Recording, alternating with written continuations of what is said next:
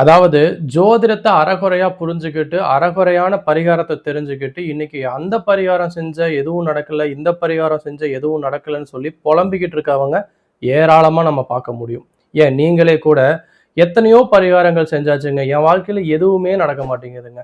நல்லது மட்டும் நடக்க மாட்டேங்குது. ஆனா கெட்டது மட்டும் பயங்கரமான வேகத்துல சீக்கிரமா நடக்குதுங்க.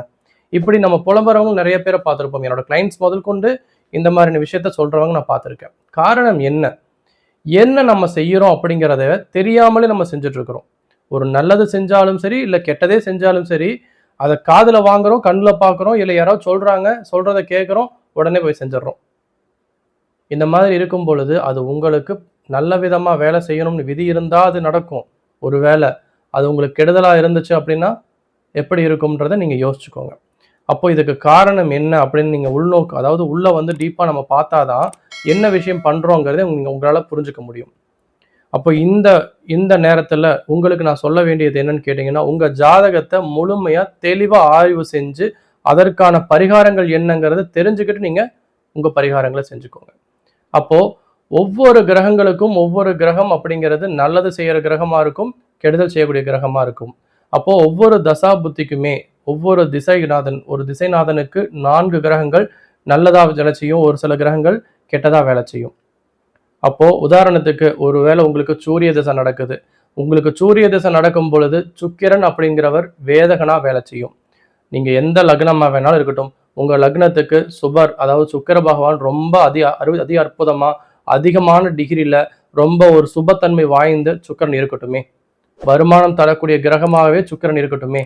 ஆனா உங்களுக்கு சூரிய திசை நடக்கும் பொழுது அந்த சுக்கிரன் மட்டுமே உங்களுக்கு வேதகனா வேலை செய்யும்.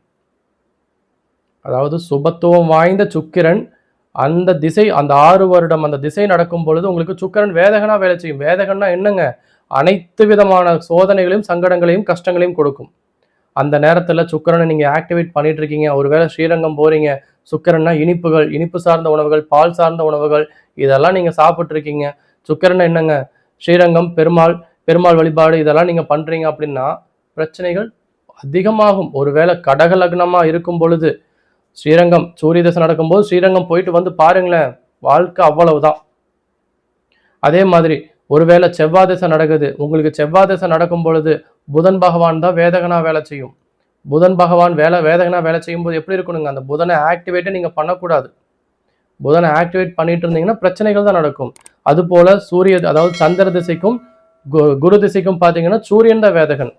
அப்ப அந்த சூரியன் வேதகனா வேலை செய்யும் போது நீங்க எப்படி இருக்கணும்? சூரியன்னா கோதுமை, கோதுமை சார்ந்த உணவுகள், மாதுளம் பழம், கேரட்டு, அவரை, துவரை அப்படின்னு சொல்ற மாதிரியான விஷயங்கள் புரியுதுங்களா? இதெல்லாம் நீங்க சாப்பிடக்கூடாது. இதெல்லாம் சாப்பிட்டீங்கன்னா பிரச்சனைகள் வரும். அதே மாதிரி கையில கடிகாரம் வாட்ச் கட்டுறது, உங்களோட முன்னோர்கள் அப்படின்னு சொல்லக்கூடிய முன்னோர் வழிபாடுகள் செய்யறதா இருக்கட்டும், சூரியன்னா சிவன் சிவன் கோயிலுக்கு அதிகமாக போறதா இருக்கட்டும், இந்த மாதிரி விஷயங்கள் நீங்க செய்யும் பொழுது உங்களுக்கு பிரச்சனைகள் அதிகமாகும். என்ன சார் கோயிலுக்கு கூட போகக்கூடாதா? கண்டிப்பா.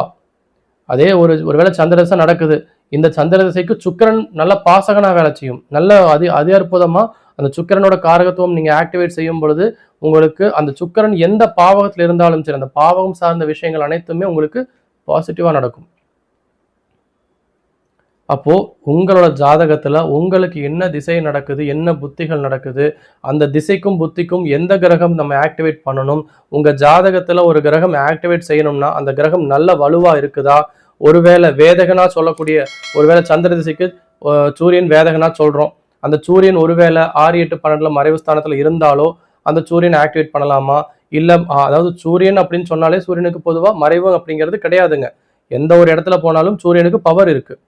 அப்போ ஒருவேளை செவ்வாய் திசை புதன் 6, 8, 12 மறைவுல இருந்தாலோ இல்ல வக்ரமா இருந்தாலோ அந்த புதனை ஆக்டிவேட் பண்ணலாமா அப்படிங்கிறதும் ஒரு சில கணக்கீடுகள் இருக்கு.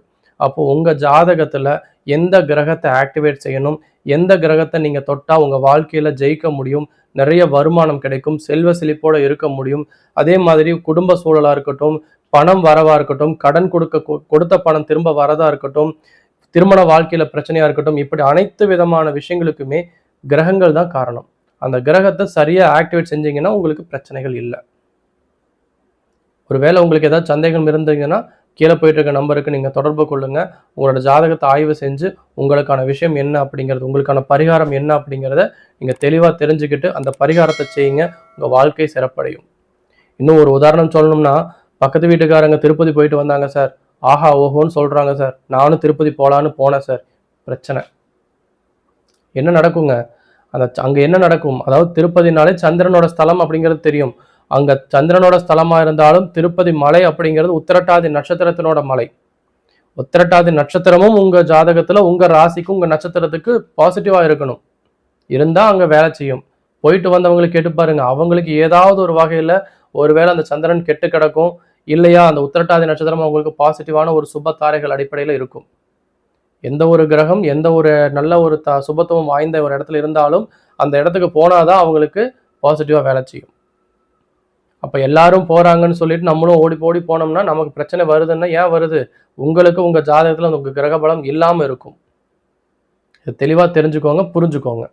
இன்னும் எல்லாரும் சொல்கிறாங்க, அவங்க அப்படி சொல்கிறாங்க, இந்த ஜோதிடர் இப்படி சொல்கிறாங்க, யூடியூப்பில் அந்த வீடியோ பார்த்தா சார் அந்த ராசிக்கு அப்படி ஆஹா ஓஹோன்னு சொல்கிறாங்க, அந்த கோயிலுக்கு போக சொல்கிறாங்க.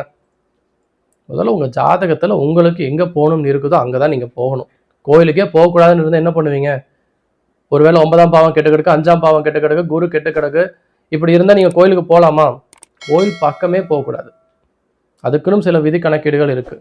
கோவில் போகணும்னாலே உங்களுக்கு கிரகம் பலம் இருந்தால் மட்டும்தான் கோவில் பரிகாரம், கோவிலுக்கு போனால் ஒரு அனுகிரகம், தெய்வ அனுகிரகம் இதெல்லாம் கிடைக்கும். புரிஞ்சுக்கோங்க.